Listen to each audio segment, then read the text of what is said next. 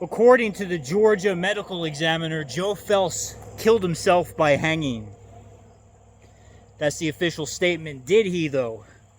We're going to talk about that because I knew him. I knew him intimately. In fact, I did his marketing in the beginning. Yes, me, Nimbus. The professional, controversial marketer who gets attention from millions of people just like that. I was doing his marketing when he had about 50,000 views. I have letters, emails from him, exchanges, text messages with him and his girlfriend about moving forward and his marketing potential. In fact, the battery company that he made a deal with that he eventually talked shit about, I helped him make that deal by sending them a letter and a stamp of approval from the marketing company I was running at the time, that he was a big oncoming player and he was destined to get millions of views and millions of followers, which he did. I was right. In fact, I'm behind the marketing of a lot of different people. The text messages and stuff like that and all the emails, I'll post in the comments below or DM anybody the messages between me and him. Now, Joe Felz wasn't who you think he was. Most of his persona was a big show. He had this bravado about him. And he had this way of operating, which was clear to me as soon as I went to his house in Augusta, Georgia. I was at his house when he was building the bus and installing the solar equipment inside the bus. I had intimate conversations with his girlfriend. I walked around his garage. I seen his little workout studio, his little gym bag, shit like that. Me and him had some talks, some private conversations, me and him. It was very clear that he was as good at marketing as I was, but he had his own way of doing things. His front end was less controversial and more like rated PG, very feel good, okay? But the manipulation was clearly there. Me and him didn't click because he wanted to be top dog. In fact, when I was there, he was like ordering people around left and right. I didn't let him order me the fuck around, and he didn't really like that very much. Plus, he was this much shorter than me. He wasn't a very tall guy, right? He surrounded himself with yes men, people who were going to do what the fuck he said. By the way, his girlfriend, quote-unquote wife, whatever you want to believe, is actually married to another fucking man who she's apparently still with on paper. And her kids are not his kids, vice versa, okay? From what they both told me when I ate dinner with them, his girlfriend, whatever, Alex is her name, prepared me dinner. They were under the belief that they're just going to keep building, they're going to get the attention of people, etc., etc. And they said some strange things. In that conversation, they said to me, Alex said, we had a fire the other night. And I was joking about eating the people who were in our way or throwing them in the fire. And sometimes Joe says that if we could get rid of all these people, the world would be better. And I just found that really strange. I'm in a room alone with two people eating food, and they're talking about throwing people into the fire that they don't like or who are in their way, and cooking them up. And I'm looking at the food I'm eating, and I'm like, I had a really strange feeling about these fucking people, right? At that moment, I didn't like them because the facade that he put on before I came there was kind of shattered because I wasn't falling for his shit, quote unquote, right? So my experience with him, I wouldn't say is positive. Then he tried to sell me this solar shit. I rolled up with my military truck that I turned into an RV at the time, and he seen that I built all this shit and that I'm an engineer myself.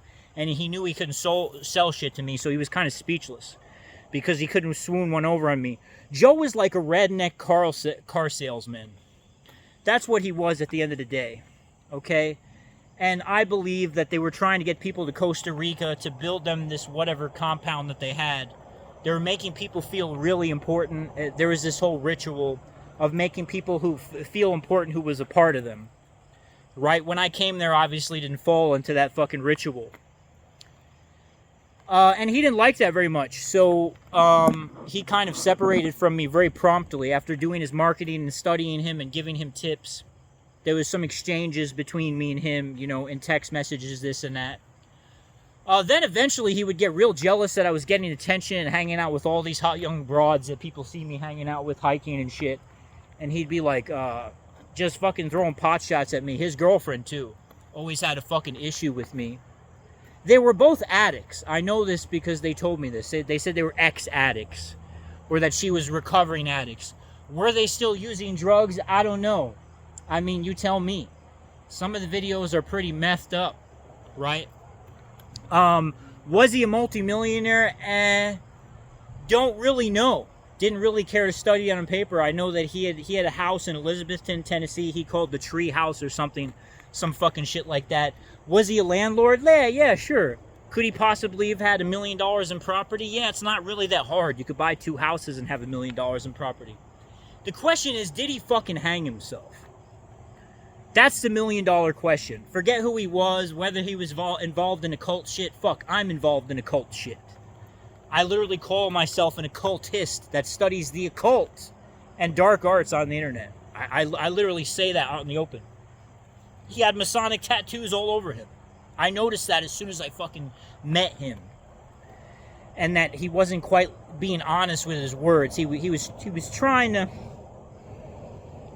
get me wrapped up in shit in his way that I'm controlled, and I wouldn't do it, right? And me and him parted ways once I got him that solar deal, which he said he was going to include me as a part of. He never did, because he knew I wasn't controllable. He had people around him that he could control to prop him up in the fantasy that he created, right? So, did he kill himself, though? You know, I don't fucking know, because when I met him, I knew that he was a master manipulator. I could just tell that, like, he could manipulate millions of people into following him and buying whatever bullshit he's selling. I could tell that right away. He was really good at that. He was really social, really knew how to finesse fucking people, okay? Which is what redneck car salesmen do, right? He had a personality. Nobody could deny that. And he put on a great show for entertainment. I don't really feel like he was the type of person that would kill himself, though, but I could be wrong, because after all, he was a fucking addict, apparently. Right? I'm not an addict. I don't take drugs. I don't do any of that shit. But, I mean, the thing is, when you get a bunch of attention and you start talking about conflicts around the world that are very important to very powerful people and start taking sides and then say that you're standing against the machine, this and that.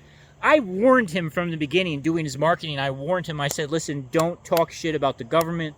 Don't fuck with the government. If you get enough attention, they'll come for you. Right? Now, when I talk shit about the government, I say, listen, the government does their thing, I do my thing, I stay the fuck away from them. I'm not stupid enough to go into King's court and fucking spit in his face. I got my own kingdom that I take care of. Wherever the government's doing out there, I don't give a fuck. I don't concern myself with saving the world. That's not my fucking battle, because it's a losing battle. Right? I don't know.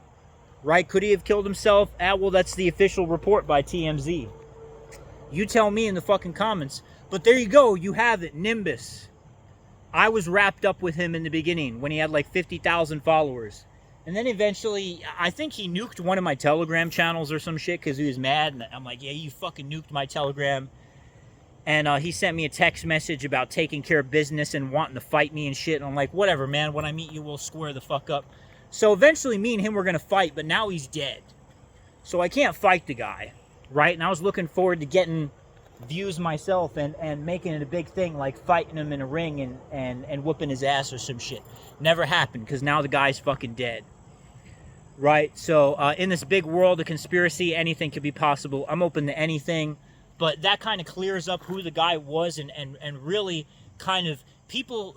I hope that other people who met him who felt the same way about him that I did and heard them say strange things like that come out now that I'm fucking saying this. Right? And this guy was really popular across all Appalachia. That's where his roots were. Okay? Augusta, Georgia. So, there you have it. Hopefully this opens up an avenue for more people to come out about their experience with him. As always, peace out and fuck you. Goodbye.